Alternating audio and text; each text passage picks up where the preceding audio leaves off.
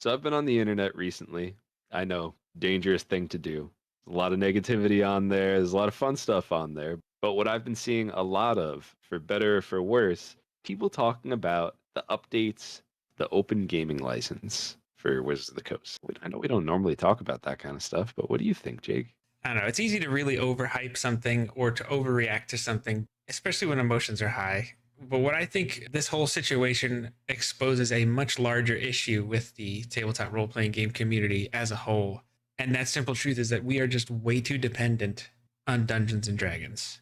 I mean, it's a great game. I mean, has had success. I mean, it's really, like I say, it's the very first one ever, but like it's the great grandfather of them all. So it makes sense that it is what it is. But Josh, I mean, it's good to play other games. Like Yeah. it's not the only game in town, people. I feel like I'm always trying to get people to play other games. It's If I had $1 for every time we sit down and do a video and Josh is like, we could do making a character for such and such a system, I'm like, yeah, I don't know, people will watch that. yes. If we had $1 to do that, I'd have $200. The same thing I'd want to do every day. Yeah. No, but I really do think it's good to play other systems. I think that there's a lot of people who are almost like crippled by 5e. And what I mean by that is they have these other games that they're interested in, but they're scared to learn new systems and try that out. And instead of like say Cyberpunk, right? Like when Cyberpunk 2077 came out, I know like people, creators and other people, just people in general who play these games, instead of just playing Cyberpunk Red, which is a really cool system, like it's awesome. And if you played that game, I'm sure you would find some cool things to take out of it and bring back to your home game of 5e. Instead of doing that, they're like, let me find a 5e. Oh, perfect. There's a 5e port for this. We'll just play that. There's nothing wrong with playing mods to 5e, but I don't think you should be afraid to try new systems. I think it's good to try new systems. There's a It lot of cool is. stuff out there. Mouse Guard is very cool. Cyberpunk, very cool. Twilight Mouse Guard's a little 2000. cheesy. Come on. Okay, all All right. right. Yeah. Yeah. But there's a lot of cool stuff out there. I think other systems have a lot to offer. And on top of that, if you really want to support like the tabletop role playing game community as a whole, support other publishers that aren't affiliated with Wizards of the Coast or Hasbro, especially if you're Yep. like, if we're up in arms about like, I don't like Hasbro or Big Corps or Megacorps, Cyberpunk, that's a thing, Megacorps. But Nailed it. but if especially if you don't want to give all of your money to like a major corporation and like this at the whoever's at the top of the line or whatever, or if you just want to do some good and support other people, buy a different system. Try it out. You might like it. Hmm. But what do I know? What do I know, Jake? Well, I mean, I think you know some stuff. But a lot of people are very familiar with some very big, prominent third-party creator companies like Paizo, Kobold Press, some of these names. But we actually interviewed Andrew from Kwood Publishing, and we have that Table Talk episode right here, which you'll probably see a card pop over my head. They finished their Kickstarter for Monsters of Phaland 2, and actually in the video, yeah, meaning that's not the first one, it's the second one. That's why I can count. Thanks, Josh. See, he does have smart things to offer. But if you want to see an example of his product and what him and his team there have put together, that video is a wonderful example. He ran a very, very quick little mini one shot for me and Josh after we had a wonderful conversation about tabletop role playing games. You should be watching videos like that. You should be going and checking out these kinds of Kickstarters and seeing what else is there. This one has Fey bargaining tables in it. That's something that Wizards of the Coast should have done, and they didn't. So that's exactly why you should do things like that. I love Kwood. I love Andrew. That was one of my favorite videos that we've done, and it was great to be able to play what he made. You definitely should be supporting people like that, and whatever changes to the OGL happen, they're going to be doing a severe injustice if they're stopping people like Andrew from making those types of books, because they're benefit to all of us. What is not a benefit to all of us, however, is a lot of the venom that has been just thrown around.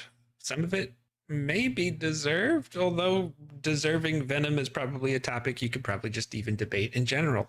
But a lot of people are saying like, if anybody watches the D&D movie that's coming out, you know, like you're like just as bad as like Satan himself, or like, you know, a lot of the stuff like don't tell people what they can or should play or what they can or should watch. Like this, Mhm.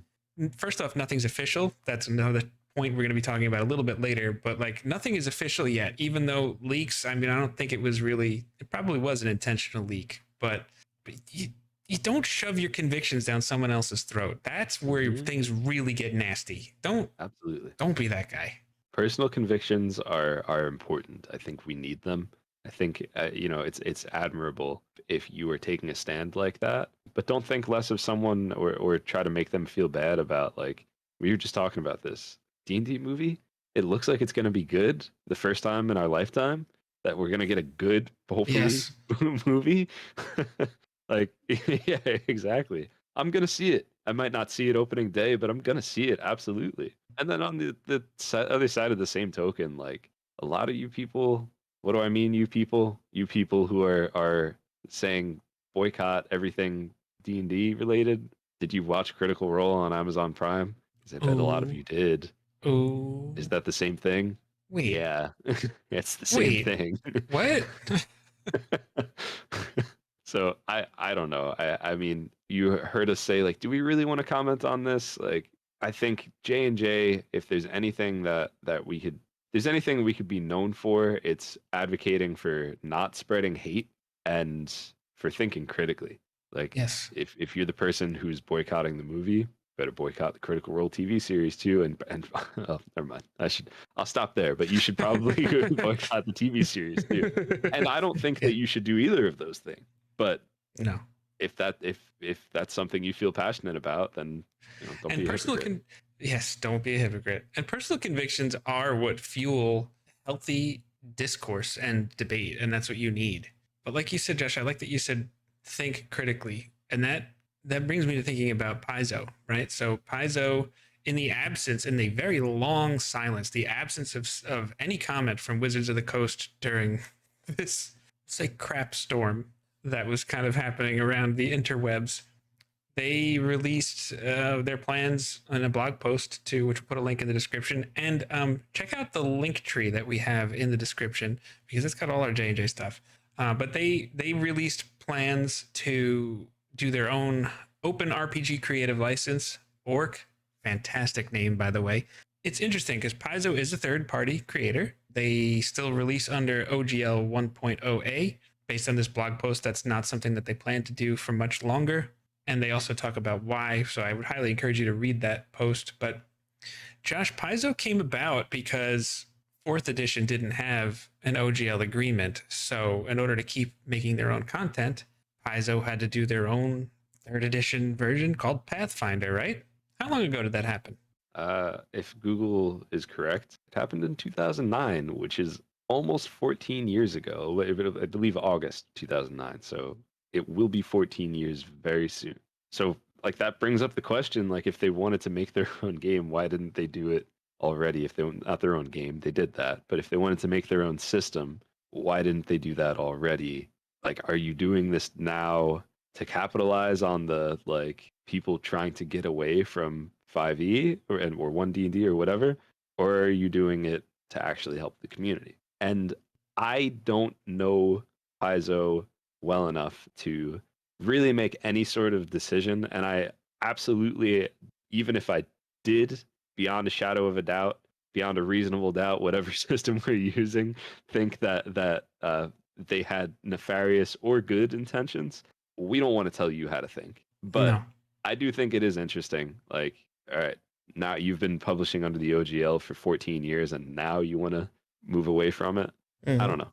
Timing is interesting. The timing is interesting. It is also, we are on the cusp of another iteration of Dungeons and Dragons that is not going to be, well, at least was the threat of not being under the OGL was very real, especially when the statement was made. Hmm.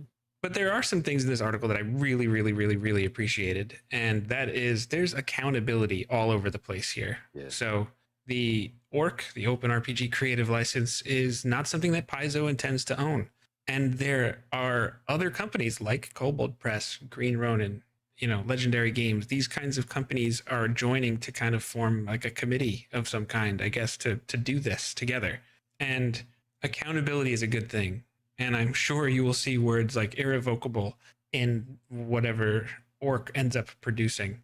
And so that's the thing, right? So like the part that really hurt the community the most, I think, is that there was just this 20-year understanding that this is how things work. So companies built upon this thing that they were legally allowed to build upon. But Josh, that came out a long time ago. Yeah. Things are very different now. It's not like the landscape for like creating things is the same anymore. Yeah, I mean the OGL, if Google serves me right, the OGL came out in the year 2000. It was a very different time then. PlayStation 2 had just come out.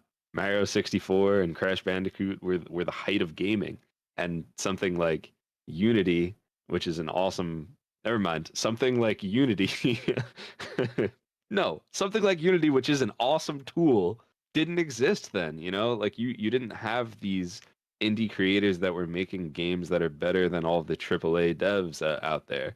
So for me, while I understand that like it's icky and we don't like the fact that they are changing something that's been in effect for so long, if the intent of them changing what they're changing is to stop people from using the OGL for something that it was never intended to do, meaning like making video games and movies or whatever based off of their IP, but they still want publishers to be able to create their books and supplements. I don't have a problem with that. I don't think there's anything wrong with that. And I think if they need to make changes to protect their IP from that, I think that that's what they have to do as a company. Yeah, I don't see another way around it, and I don't see anything wrong with that. And if the spirit of what they're doing actually is to protect Dungeons and Dragons, the tabletop role playing game, then all right, don't touch that. But everything else is okay. Whatever, you gotta do what you gotta do. Yeah. Kind of fine. Kind of fine with me. Again, don't misunderstand us. If that's what they're doing, we're on board. It's not necessarily what they're doing. Who knows? We're all just gonna have to wait and see because none of this is official, right? Nothing is official. No, not at all. And that's what this whole survey process is about. So go on D&D Beyond, take your surveys, read the drafts, make your voice heard. But above all, be kind, be respectful, and especially for third-party creators, be patient, because I know it's got to be a very scary time right now, because especially if you've built your company on this, that you don't exactly know how you're going to be able to move forward. But if you're a third-party creator, be patient. Nothing is official. And if you're a third party creator, know that the whole community is backing you. All of us. Whether we say that we support a change in the OGL or not, we still support third party creators, especially people like Kaywood. So whatever happens, we're going to find a way to back you. We're in this together. Always. The force will be with you. Always.